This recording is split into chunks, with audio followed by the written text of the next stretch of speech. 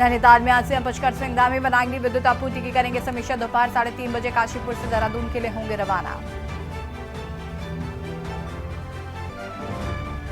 चारधाम यात्रा का इंतजार खत्म, 10 मई से होगा यात्रा का आगाज। केदारनाथ और गंगोत्री धाम के कपाट खुलने की तैयारी तेज।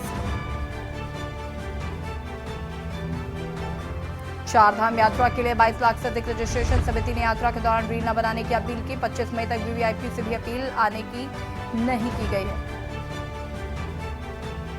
यात्रियों का आज पहला जत्था होगा रवाना। कैबिनेट मंत्री प्रेमचंद अग्रवाल दिखाएंगे हरी झंडी। हरी झंडी दिखाकर यात्रियों को करेंगे रवाना। अल्मोड़ा के सोमेश्वर में फटा बादल, मची तबाही। भारी बारिश से आफत, मकानों में घुसा मलबा, दरारें भी पड़े। उत्तराखंड में कई जिलों में 2 दिन से बारिश के आसार। मौसम विभाग ने जारी किया बारिश का अलर्ट। यात्रा पर श्रद्धालु पूरी तरह से आने के सलाह। आप देख रहे हैं के न्यूज, खबरों का सारथी। नमस्कार, खबर उत्तराखंड में आप सभी का स्वागत है। मैं हूं आपके साथ यश शुक्ला। विश्वविख्यात केदारनाथ धाम के कपाट खुलने से पूर्व केदारनाथ मंदिर फूलों से सजने लग गया है। मंदिर को सजाने के लिए फूल भी केदारनाथ पहुंच चुके हैं। मंदिर को लगभग 10 टन फूलों से सजाया जाएगा। वहीं दूसरी ओर बाबा केदार की पंचमुखी चल विग्रह उत्सव डोली तृतीय रात्रि प्रवास गौरीकुंड में करने के बाद केदारनाथ धाम के लिए रवाना हो गई। आज दोपहर को डोली केदारनाथ पहुंचेगी और मंदिर के भंडारगृह में विश्राम करेगी। कल सुबह अक्षय तृतीया के पावन पर्व पर सुबह 7:15 पर बाबा केदार के कपाट खोल दिए जाएंगे। विश्वविख्यात भगवान केदारनाथ के कपाट खोलने की सभी तैयारियां लगभग पूर्ण हो गई हैं। आज दोपहर तक बाबा केदार की डोली भी केदारनाथ धाम पहुंच जाएगी। बाबा केदार की डोली आज केदारनाथ मंदिर के निकट भंडारगृह ही रात्रि प्रवास करेगी और सुबह गौरीकुंड में बाबा केदार की डोली का श्रृंगार करने के बाद आरती उतारी गई, जिसके बाद बाबा केदार की डोली हजारों भक्तों के साथ केदारनाथ धाम के लिए रवाना हुई। वहीं दूसरी ओर कपाट खुलने के मौके पर केदारनाथ मंदिर को भव्य तरीके से सजाया गया। भारी संख्या में मजदूर मंदिर को सजाने में जुटे हुए हैं।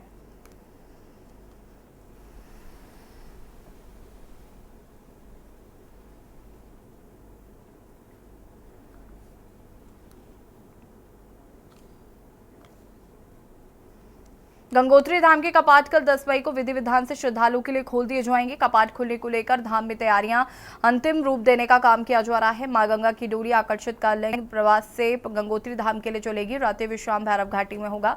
इसके पश्चात कल सुबह 9 बजे मां गंगा की डोली गंगोत्री धाम पहुंचेगी।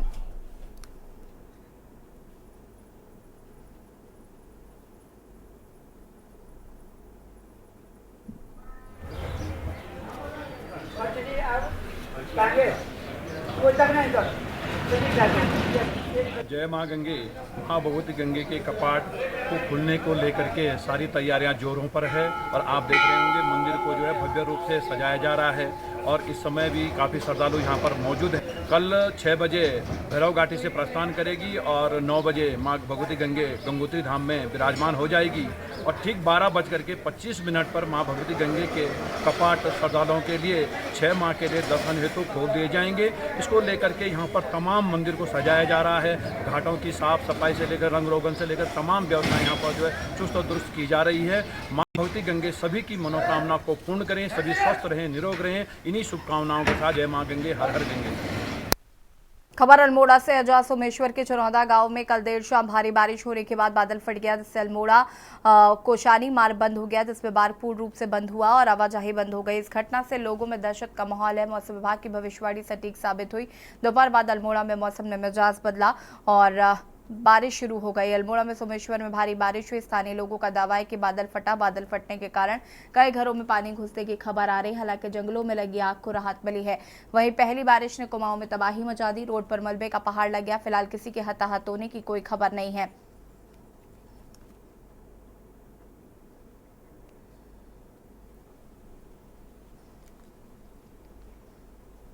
सोमेश्वर के चनौदा में फटा बादल, जिसकी वजह से लोगों में दहशत का माहौल है। आपको बता दें कि मौसम विभाग ने भविष्यवाणी जारी की थी, वो कहीं ना कहीं सटीक साबित होती हुई नजर आ रही है, जिसके बाद लोगों में काफ़ी ज़्यादा भय व्याप्त है। फिलहाल एसडीआरएफ की टीम मौके पर मौजूद है और यहाँ पर मलबे को हटाने का काम किया जा रहा है।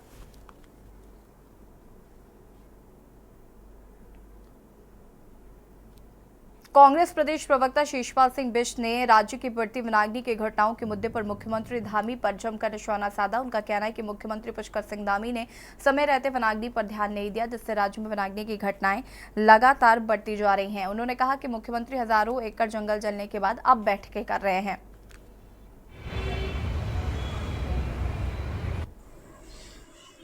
मैं ये कह रहा था जी कि अगर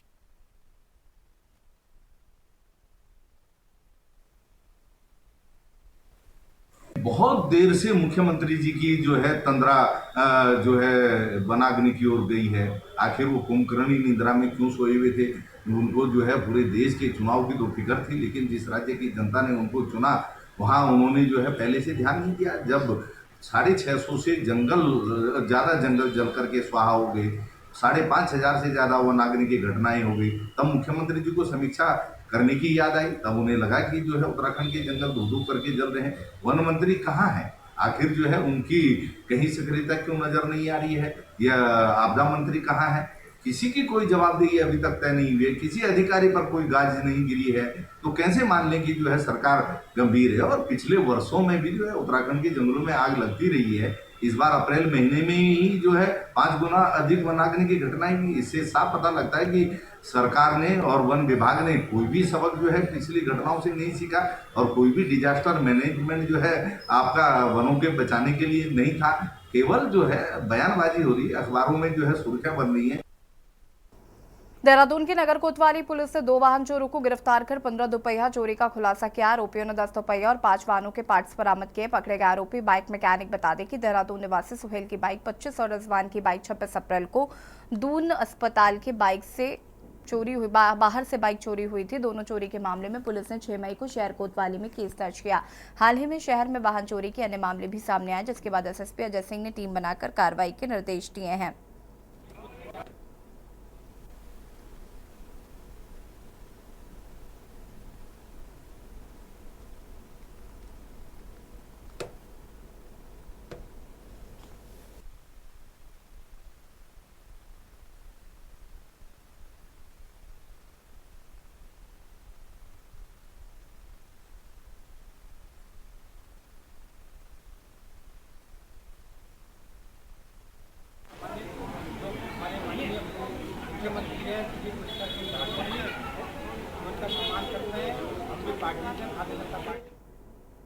कोतवाली क्षेत्र में किराए के मकान में रह रहे भाई बहन की संदिग्ध परिस्थितियों में मौत हो गई। घटना की जानकारी मिलने पर पुलिस ने शव पोस्टमार्टम के लिए भेजा। बताया जा रहा है कि भाई द्वारा अपनी सगी बहन की गला दबाकर हत्या करने के बाद खुद भी आत्महत्या कर ली। पुलिस हत्या व आत्महत्या के कारणों की तलाश में जुट गई है। चंदवा बरेली निवासी 23 वर्षीय सुनील कुमार ने 4 दिन पहले अपने 19 वर्षीय बहन करिश्मा के साथ सिंह कॉलोनी गली नंबर 10 स्थित अमोलक के मकान में किराए पर कमरा लिया था। बताया जा रहा है कि बुधवार की सुबह सुनील का बहनोई रवि कुमार कमरे पर आया और काफी देर तक आवाज देने के बाद भी दरवाजा नहीं खुला, तो उसने दरवाजे के नीचे झांक कर देखा, जहां सुनील का शव लटका हुआ था और करिश्मा का शव जमीन पर पड़ा हुआ था।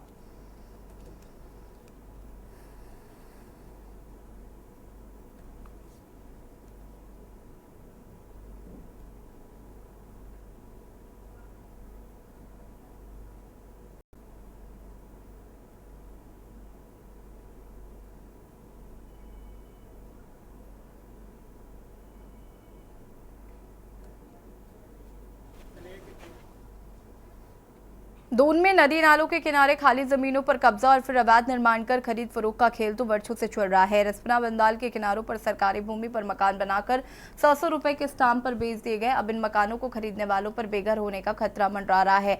अवैध निर्माण को लेकर हाईकोर्ट के निर्देश पर नगर निगम सर्वे कर रहा है। नगर आयुक्त गौरव कुमार ने बताया कि चिन्हीकरण के बाद ध्वस्तीकरण की कार्रवाई भी की जा सकती है।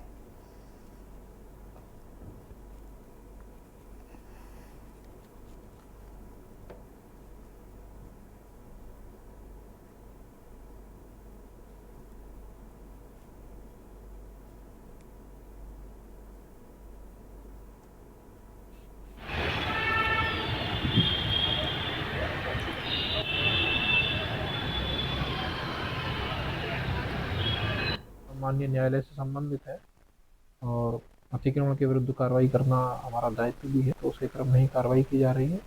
कोई भी प्रक्रिया विधि विरुद्ध नहीं की जा रही है, विधि अनुसार ही सारे कार्य किए जा रहे हैं। भारतीयों के रंग रूप की तुलना वाले सैम पित्रोदा के विवादित बयान पर बीजेपी हमलावर है। भाजपा प्रदेश अध्यक्ष महेंद्र भट्ट ने भी सैम पित्रोदा के बयान पर प्रतिक्रिया दी। महेंद्र भट्ट ने कहा कि सैम पित्रोदा का बयान रंगभेद को बढ़ावा देने वाला है। उन्होंने कहा कि यह बयान भारत की एकता को भंग करने वाला है। कांग्रेस नेता का यह बयान देश के अंदर विभाजनकारी मानसिकता को भी प्रदर्शित करता है।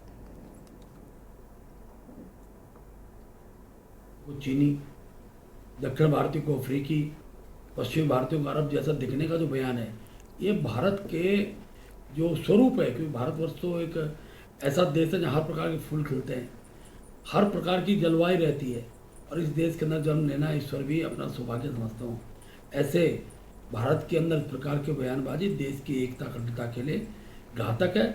मैं कांग्रेस के राष्ट्रीय अध्यक्ष से मांग करूँगा, उनको इस पर देश से माफ़ी मांगनी चाहिए, और इस प्रकार के बयान देने वालों को आज कांग्रेस के वरिष्ठ नेता सैम पित्रोदा का जो बयान है वो देश के अंदर एक प्रकार से मैं कह सकता हूँ रंग भेद को बढ़ावा देने का एक उनका बड़ा बयान है। खासतौर पर भारत की एकता अखंडता को भंग करने वाला बयान है। देश के अंदर विभाजनकारी मानसिकता को प्रदर्शित करता है। उनके द्वारा पूर्वोत्तर भारतीयों को चीनी, दक्षिण भारतीय को अफ्रीकी, पश्चिमी भारतीयों को अरब जैसा दिखने का जो बयान है, ये भारत के जो स्वरूप है, क्योंकि भारतवर्ष तो एक ऐसा देश है जहाँ हर प्रकार के फूल खिलते हैं, हर प्रकार की जलवायु रहती है, और इस देश के अंदर जन्म लेना ईश्वर भी अपना सौभाग्य समझता हूँ। ऐसे भारत के अंदर इस प्रकार के बयानबाजी देश की एकता अखंडता के लिए घातक है। मैं कांग्रेस के राष्ट्रीय अध्यक्ष से मांग करूँगा, उनको इस पर देश से माफ़ी मांगनी चाहिए, और इस प्रकार के बयान देने वालों को आजीवन पार्टी से बाहर रखना चाहिए, और इस प्रकार के बयानों पर उनको कड़ा रुख अपनाना चाहिए। आज का युग आधुनिक और टेक्नोलॉजी बेस्ड युग है। आज के समय में मानव तकनीकी आधारित काम करने लगा है। हाँ, यानी कि गैजेट्स का युग कहना बिल्कुल भी गलत नहीं होगा। मानव छोटे छोटे कामों से लेकर बड़े कामों के लिए करने के लिए गैजेट्स का इस्तेमाल करता है, जहाँ एक ओरिया हमारे लिए सुविधा का कारण बनता है,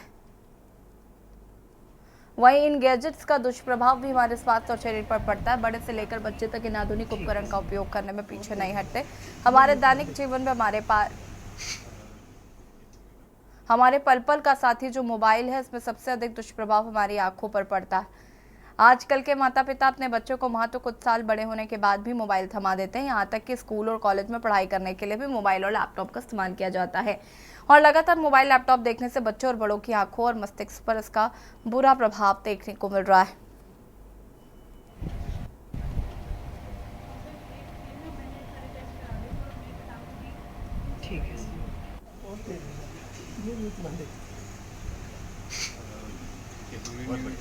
जितनी है वो बड़ी नीचे वाली वो दोनों तो बढ़िया है, बहुत शानदार। देखिए, ऐसा होता है, स्क्रीन एक टेक्नोलॉजी है जिसमें लैपटॉप हो सकता है, मोबाइल हो सकता है, कंप्यूटर हो सकता है, आईपैड हो सकता है, टैबलेट हो सकता है। तो ज़रूरत भी बन गया है, आपके सारे मैसेज, सारा कम्युनिकेशन उसी से होता है। आजकल के जो यंग बच्चे हैं वो किताबें भी इसी से पढ़ते हैं। तो आपने देखा होगा कि किताब में कोई ऐसी ब्राइटनेस नहीं होती, ऊपर से लाइट आती है, फिर आपकी आंखों पे लाइट जाती है, लेकिन टैबलेट के अंदर से खुद से रोशनी निकलती है। तो ये किरणें भी कई बार आंखों को नुकसान पहुंचाती हैं, क्योंकि जब हम कोई स्क्रीन पे देखते हैं तो कई बार क्या होता है, हम ब्लिंक कम कर देते हैं, आंखों को झपकना कम कर देते हैं। तो आंखों को थोड़ा सा कोशिश करें कि 20 मिनट जब भी काम करें लगातार, तो 20 बार पलकों को झपकाएं और 20 सेकंड के लिए स्क्रीन से दूर देखें, जिसको हम रूल ऑफ 20 बोलते हैं। उत्तराखंड में एक बार फिर मौसम ने अपने मिजाज बदल दिए हैं, और बदलते मौसम के साथ ही इस बार बीमारियों का पिटारा लेकर आया है। स्वास्थ्य विभाग भी लोगों को सावधानी बरतने के लिए कह रहा है। आपको बता दें कि उत्तराखंड में शीतलहर खत्म होने के बाद अब मौसम गर्म हो चुका है, और बदलते मौसम भीषण गर्मी के साथ लोगों की सेहत के साथ भी खिलवाड़ करता हुआ दिखाई दे रहा है। पेट दर्द, डायरिया, बुखार आदि बीमारियों से लोग ग्रस्त हो रहे हैं। सरकारी अस्पतालों और निजी अस्पतालों में रोज दर्जनों से अधिक मरीज अपना इलाज के लिए अस्पताल पहुंच रहे हैं, जिसको लेकर स्वास्थ्य विभाग भी अलर्ट है।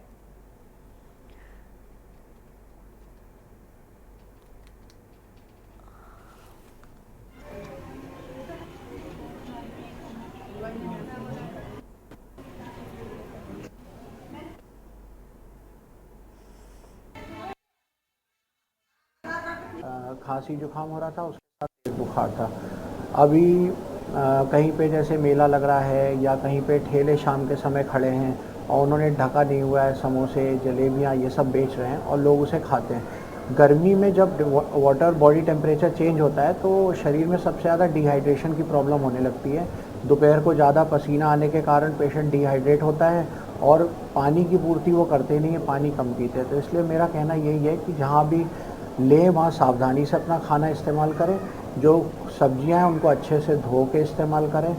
और जहाँ तक ये बात आ रही है कि लूज़ मोशंस हो रहे हैं, उसमें जल्द से जल्द एक दिन भी बल्कि इंतज़ार ना करें। अगर आपको 2-4 बार लूज़ मोशंस और उल्टियों की शिकायत हो रही है तो आप आके चिकित्सक से भेंट करें।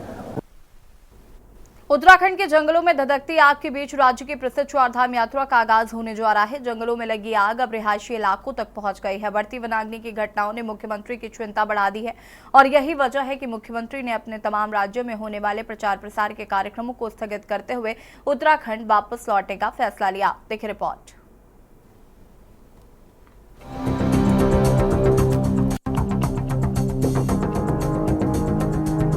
उत्तराखंड के जंगलों की आग थमने का नाम नहीं ले रही है। आलम यह है कि अब तक 1316 हेक्टेयर से ज्यादा जंगल जलकर राख हो गए। वनाग्नि की बढ़ती घटनाओं ने सरकार की टेंशन बढ़ा दी है। यही वजह है कि मुख्यमंत्री ने आनन फानन में अपने तमाम कार्यक्रमों को स्थगित करते हुए ताबड़तोड़ एक्शन शुरू कर दिए हैं। सीएम धामी ने शासन के उच्चाधिकारियों के साथ बैठक ली, जिसमें मॉनसून, चारधाम यात्रा और वनाग्नि के मुद्दे पर चर्चा की। इस दौरान सीएम धामी ने वनाग्नि की घटना में लापरवाही बरतने वाले 17 अधिकारियों और कर्मचारियों के सस्पेंशन के भी आदेश दिए। वहीं कांग्रेस का कहना है कि विपक्ष के दबाव से मुख्यमंत्री को वापस उत्तराखंड आना पड़ा और फील्ड में उतरना पड़ा। हर साल बड़ी यात्रा, चारधाम यात्रा, जिसकी पूरे देशवासियों को, सबको प्रतीक्षा होती है, उत्तराखंड वासियों को विशेष रूप से, वो चारधाम यात्रा की आज समीक्षा की है, उसकी तैयारियों के बारे में कि सभी कोई तैयारी छूटे ना और सब ठीक प्रकार से हो, यात्रियों को परेशानी न हो। इसके साथ साथ वनाग्नि जो हमारे लिए एक बड़ी समस्या, चुनौती दोनों बनी हुई है, वो उस पर भी आज समीक्षा की है। जिम्मेदार जो अधिकारी हैं उनको फील्ड में जाने के लिए कहा था, फील्ड पर जा रहे हैं, वहाँ से काम कर रहे हैं। और जो अभी तक हमारे सामने जो रिपोर्ट आई है, उस रिपोर्ट में वनाग्नि काफ़ी कम हो गई है, अब आधी से कम हो गई है। और हमारा प्रयास है कि जल्दी से जल्दी उस पर पूरी तरह से जो है कंट्रोल कर लिया जाए, नियंत्रण में लिया जाए। उसके लिए अभी भी डीएम को और यहाँ के जो हमारे शासन के सभी बड़े अधिकारी हैं, उन सभी को कहा है कि सब मॉनिटरिंग करें और जो लोग इसमें कहीं ना कहीं इस प्रकार की घटनाओं को कर रहे हैं, उनके खिलाफ सख्त कार्रवाई भी हो। ताकत है, ये मीडिया की ताकत है कि आप लोगों ने हमारे बयानों को दिखाया, जिसके दबाव में मुख्यमंत्री आए। लेकिन मुख्यमंत्री जी तो आए, लेकिन उनके वो मंत्री कहाँ हैं जो पिछली बार भी गायब थे, इस बार भी गायब हैं। फॉरेस्ट में आग लग रही, 1900 घटनाएं घट गई, एक आदमी जल के मर गया और 2-3 लोग घायल हैं। और इनके विभाग का मंत्री कहता है कि कोई भी पेड़ नहीं जला। क्या गंभीरता है? मंत्री दूसरे राज्य में बैठा है। चारधाम यात्रा की बड़ी बड़ी बातें हो रही, इनरोलमेंट हो रहा है, स्वास्थ्य मंत्री, पर्यटन मंत्री, तीर्थाटन मंत्री गायब हैं। हाँ, देखिए, जिस प्रकार से चारधाम यात्रा प्रारंभ होने वाली है और 10 तारीख को कपाट भी खुलने हैं, तो उसको लेकर के आज माननीय मुख्यमंत्री जी ने सचिवालय में बैठक भी की है और रुद्रप्रयाग वो जाने वाले हैं। किस प्रकार से यात्रा को हम और बेहतर कर सकते हैं, किस प्रकार से प्रशासन यात्रा में और बेहतर सुविधाएं दे सके श्रद्धालुओं को, इन सब चीज़ों पर मुख्यमंत्री जी ने डीपली सभी अधिकारियों से चर्चा पर चर्चा की और दिशा निर्देश भी दिए हैं। वनाग्नि को लेकर भी उन्होंने कल भी एक वीसी की थी और आज भी उन्होंने बैठक ली है और इस पर उन्होंने कड़े निर्देश दिए हैं कि जो लोग इस प्रकार की घटना करते हैं उन पर कड़ी कार्रवाई की जाए, उनको चिन्हित किया जाए। आपको बता दें कि उत्तराखंड का कुल भौगोलिक क्षेत्रफल 53,483 किलोमीटर है, जिसमें से 86% पहाड़ी है और 65 से 70% जंगल से ढका हुआ है, जिसमें से करीब 1316 हेक्टेयर से ज्यादा जंगल आग की चपेट में आ गए हैं। वहीं ये आग लगातार बढ़ते हुए अब कई स्थानों पर रिहायशी इलाकों तक पहुंच गई है। वहीं वनाग्नि के राज्य के पर्यटन कारोबार पर भी बुरा असर पड़ रहा है। इस बीच चारधाम यात्रा शुरू होने जा रही है। यात्रा का सकुशल संचालन सरकार के लिए बड़ी चुनौती है। इसको देखते हुए मुख्यमंत्री खुद रुद्रप्रयाग पहुंचे, जहां उन्होंने चारधाम यात्रा की तैयारियों का जायजा लिया। साथ ही वनाग्नि से प्रभावित क्षेत्रों का भी मुख्यमंत्री ने हवाई सर्वेक्षण किया है। विपक्ष का कहना है कि मुख्यमंत्री ने ये तत्परता पहले दिखाई होती तो हालात इतने ना बिगड़ते।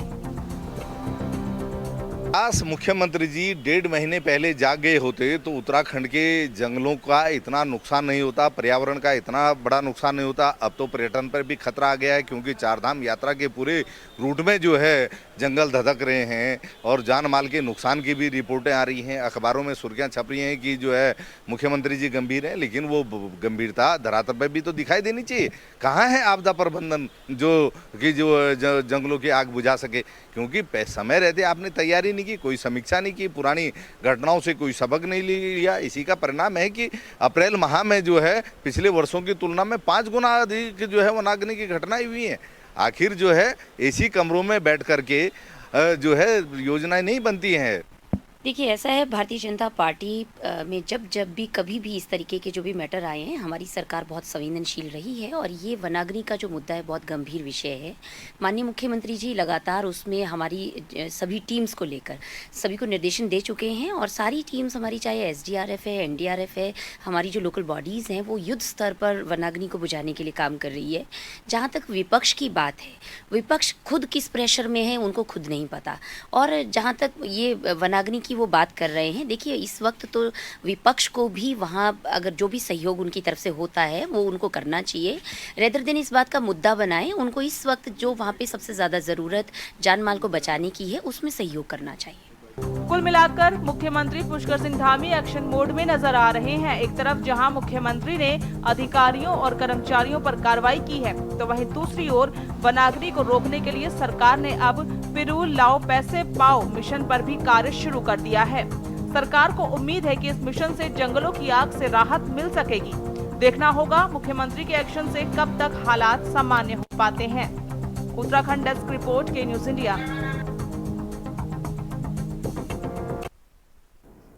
और सीधे आपको ले चलते हैं कन्नौज, जहां पर मायावती क्या कुछ कह रहे हैं, सुन लेते हैं। जाने में ही लगी रही है, जिनके अधिकांश आर्थिक सहयोग से ही ये पार्टी वे अन्य पार्टियां भी अपना संगठन चलाती हैं तथा चुनाव आदि भी लड़ाती हैं, जिसका काफी कुछ खुलासा बॉन्ड की आई रिपोर्ट से भी हो जाता है।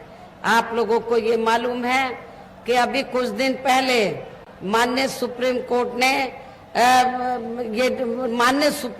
में ये मामला आया था बॉन्ड का, तो जिसमें ये बॉन्ड की जो रिपोर्ट खोली गई, जब रिपोर्ट सामने आई, प्रकाशित हुई, तो उसमें ये उस रिपोर्ट से ये मालूम होता है कि कांग्रेस पार्टी, बीजेपी, अन्य सभी पार्टियों ने इस देश के बड़े बड़े पूंजीपतियों और धन्ना सेठों से चुनाव में, खासकर चुनाव में बॉन्ड के जरिए करोड़ों अरबों रुपया लिया है।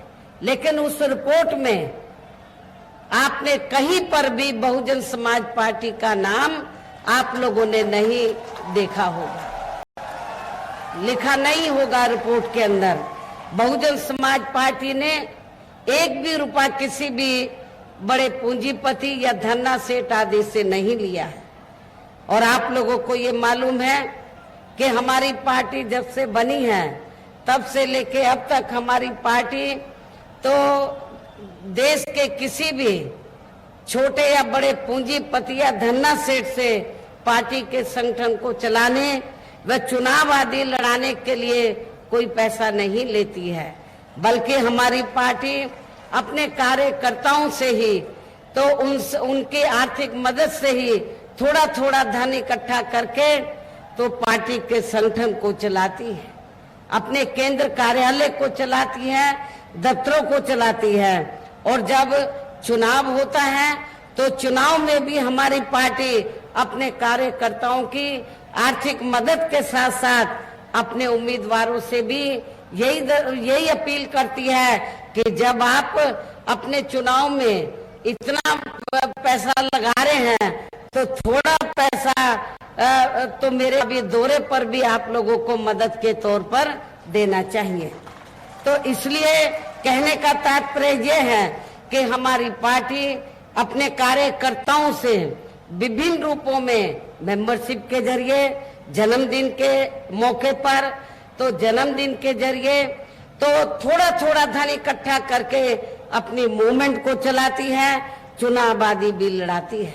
लेकिन दूसरी पार्टियों की तरह बड़े बड़े पूंजीपतियों और धन्ना सेठों से बॉन्ड आदि के जरिए पैसा नहीं लेती है, जो अब ये मामला माननीय सुप्रीम कोर्ट में चल रहा है, जिसमें बहुजन समाज पार्टी का नाम आप लोगों को कहीं भी सुनने के लिए नहीं मिलेगा। इसके साथ ही अब ऐसा लगता है कि कांग्रेस पार्टी की तरह ही बीजेपी ने भी केंद्र की तमाम सरकारी जांच एजेंसियों का ज्यादातर राजनीतिकरण ही कर दिया है। इसके अलावा देश के किसान वर्ग भी वर्तमान बीजेपी की सरकार में शुरू से ही अपनी विभिन्न समस्याओं को लेकर काफी ज्यादा दुखी। और कन्नौज से बसपा सुप्रीमो मायावती को यहां पर सुन रहे थे, जिन्होंने जमकर निशाने पर लिया कांग्रेस को और साथ ही साथ बीजेपी को भी। खबर उत्तराखंड में फिलहाल आता है, देखते रहिए के न्यूज़ इंडिया। नमस्कार।